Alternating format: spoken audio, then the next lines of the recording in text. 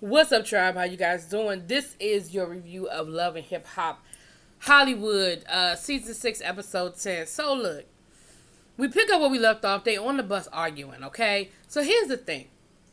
Brittany B did come on the bus, but she didn't start with them. They started with her, Paris and Zell. They got to arguing. Apple was like, look, pull over, I can't do this. I'm not going to do this. I'm not going all the way to Vegas with this constant arguing. And Apple's thing was, I don't do no whole bunch of arguing. I just fight. So at a certain point, I'm just going to be ready to fight. Like, if you're not going to fight, then shut up. I kind of understand where she coming from. Like, all this back and forth, we're going to sit here and argue. So then Mickey Monday, and his name, boy, the Monday boy, he gets off the bus. And then Booby gets off the bus, and Booby was like, look, Paris is my girl and all, but I can't do this. He said, even though I feel like Brittany is wrong because she's continuing the argument or whatever, he was like, I can't do this. I just can't do it. So then they get Brittany off the bus, and they're trying to get Brittany to get in the car with Apple, because Apple was like, I'm just going to ride in the car to Vegas. Brittany was like, nope, I ain't doing it. Nope, I'm not doing it. This chick going to call herself the Rosa Parks of the millennial because she not getting off the bus. Child, don't you ever compare yourself to no parts of Rosa Parks. Are you serious right now? Like, really? That's what we doing? You comparing yourself to Rosa Parks? That's what we doing right now? Anyway, so Booby's trying to talk to her, and she's like, I'm getting back on that bus. I have every right to be on that bus. I'm not riding in the car with Apple. And you're only doing it just to be difficult. Because if Apple is the person that invited you, and Apple was like, look, let's just get in the car, then that's where you should have gone. You want to get back on that bus just to prove a point. Now, Zell and Paris are being Zell and Paris. So they all end up getting back on the bus. They get to arguing again. So this time they get Zell off the bus. And Zell was talking to the producer and was like, look, I've been good all season. I ain't bothering nobody. I've been this new and improved Zell. But now the old Zell is coming out because she keep doing too much. And at the end of the day, she owes Paris an apology.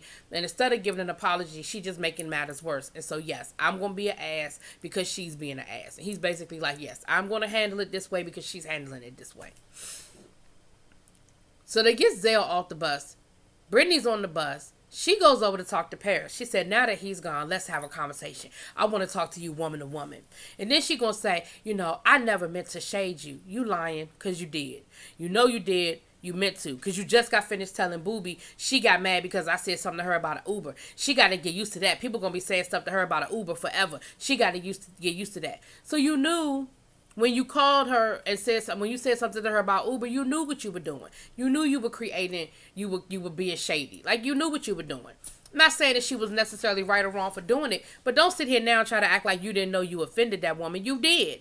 And Paris was like, okay, well, why are you willing to talk to me now that Zell's off the bus? Because he's a clown. He's a clown. Paris is like, no, he's not.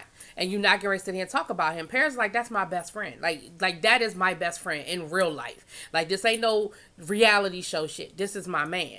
And you're not going to sit here and talk shit about him. So you ain't going to talk about him now that because he's not on the bus. You're not going to do that. And Brittany got ready to walk away. Paris, this is where you were wrong. Then Paris threw her drink on Brittany. Paris, you were wrong. There's no explanation. There's no justification. You were wrong. She hadn't put her hands on you. You might not have liked what she said. You might thought she was shady, but you was wrong for putting your hands on that woman. And then some of the drink got on Apple. Well, y'all know that's all it took. So now Apple ready to go. So of course security's breaking them up. At the end of the day, Zell and Paris ended up having to ride the car to Vegas. That was probably about the most exciting thing that happened on this episode. But we're going to go ahead and finish it up. So, back in LA, Jay Boog wants to put together the Immature tour with Ray J. And Immature had walked away from the table, the third member, because he ain't like the percentages. He was like, nope, I don't agree with this. But now that everybody's had a chance to sort of think about it and sit back down and come to the table, that third member sort of understood what they were saying about Marcus Houston kind of doing the immature thing, but then doing his own thing, and that's why the percentages were what they were. But at the end of the day, Marcus was like, us getting on tour, us making this money, us coming back together, us being family is more important to me than money. And I'm cool with readjusting the percentages. Now, he didn't say he was going back to making it a three-way split, but he did say he would lower his percentages. And so they agreed to the terms tentatively. So now they're going to do the immature tour. But Ray J came up because Ray J did come out with the B2K tour. J Book saw how the crowd responded, and he was like, look, I want to put together like a little teaser show in LA, and I want to bring Ray J out. Well, Marcus was like, well, me and Ray J got a little bit of beef. We got some history there that we probably need to, clear all of that up before we start talking about going on tour with each other. So J Book arranges a meeting with Ray J and Marcus Houston. And he tells Ray J, before Marcus gets there, he tells Ray J what the deal is with the tour and how he wants to bring them on tour.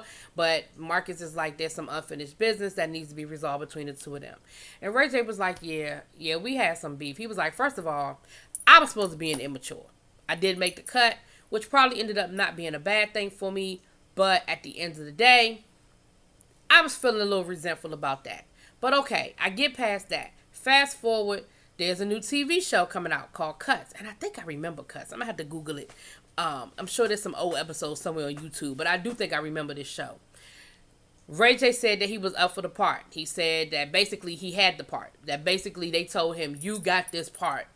He goes and runs his mouth about it. I'm sure he was bragging. I'm sure he was talking his talk. And Marcus Houston found, he told Marcus Houston about it. Next thing Ray J know, Marcus Houston got the part.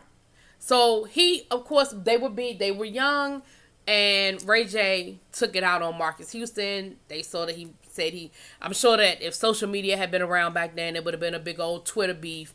But he said some things, and and when it was over with, he apologized. He said, I was young and I had a lot of anger in me. We all know that the younger Ray J, was on that old thug thizzle stuff. And he said, he didn't say I probably. He said, I said some stuff and I was wrong. And I apologized. He said, I was upset. I was in my feelings. I felt like you stole that role from me. I felt like you took money out of my pocket. But, at the end of the day, it was what it was. That was, 10, 15 years ago.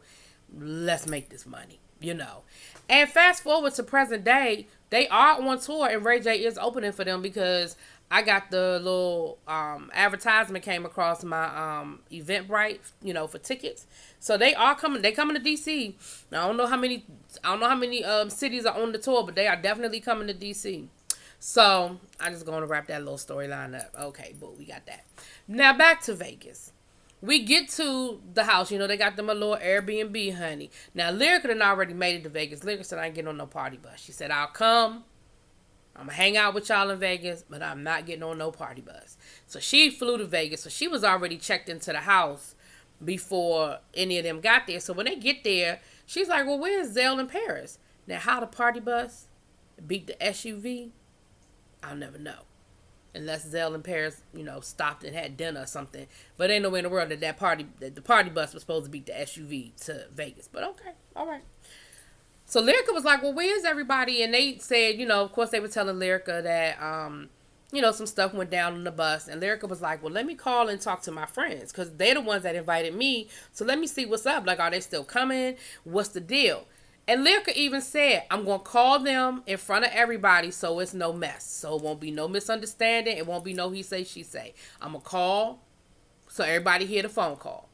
Well, of course, when she called, of course, Zell got the cussing and fussing, talking about they better be out that house when we get there. That's our house. F them. Blah, blah, blah, blah, blah. So Brittany gets irritated. Now, Appleton already walked away like, I'm not doing this. She was like, I'm not doing this. I'm here for something. I want some whole nother shit. I told y'all I don't do no whole bunch of arguing. It's just going to be some fighting. I ain't doing it. Brittany walks off mumbling, basically saying that Lyrica trying to stir up some shit and trying to start some shit. Lyrica was like, I'm really not trying to start nothing. I'm really trying to figure out what's up. Like, these are my friends. They invited me. I'm just trying to figure out what's going on. Because I'm here at the house and they're not. So they get to arguing. Brittany B, gets to, of course they get to cussing each other out, going back and forth. Finally, Brittany B and Apple decide to leave. Brittany B talking about something, I got more money than all of them. We're going to go get a suite. Okay, bye. So just as they're pulling off, Paris and Zell are pulling in. So Zell was like, long as they ain't here, I don't care where they're going and I don't care. It's cool. They not here. So they talk a little bit of talk. You know how they do. Let me tell you about this. What's his name? Mickey Monday. Did y'all see that damn bowl of ghetto ass bowl of cereal he was eating? He had the big bowl of tricks, and when they went and did shots, why he gonna hold up his bowl instead of hold up his cup when they did the shots, honey? He's a hot mess. Okay, he's a hot mess. But the next morning, everybody wakes up. The house is nice, you know, the Airbnb and all that stuff. The house is nice. So the next morning, they wake up and Lyrica's in her feelings. She feeling some kind of way.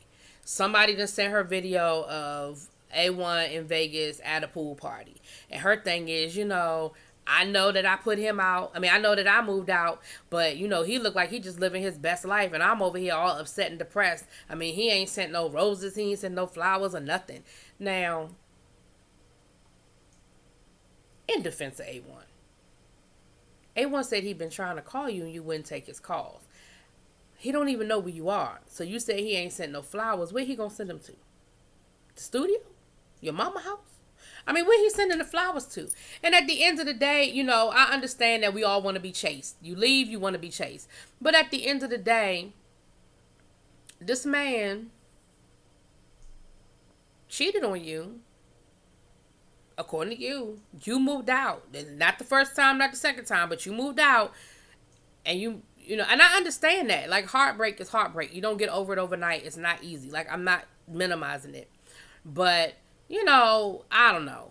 You know, she said that's her best friend. And, you know, child, you just need to figure it out. I ain't going to sit it. Because, you know, we all been in love, you know. And it would hurt me, too. I'm not going to lie. If that was my husband, I don't care. I'm mad or whatever. I see him living his best life and I'm over here crying. Yeah, I would feel some kind of way, too. So, yeah, I feel you on that one, Lyrica. Now, Paris and Zell are like, you know what you're not going to do is sit here and be depressed and upset. You know, we're going to have a good time, too. You know, your best revenge is happiness. And so we're going to do our thing here. We got a pool. You know how they are. So they trying to cheer her up and everything. And they basically like, we're going to get it together. We're going to have some fun over here, too. You know, we're going to do our thing. Our thug thizzle.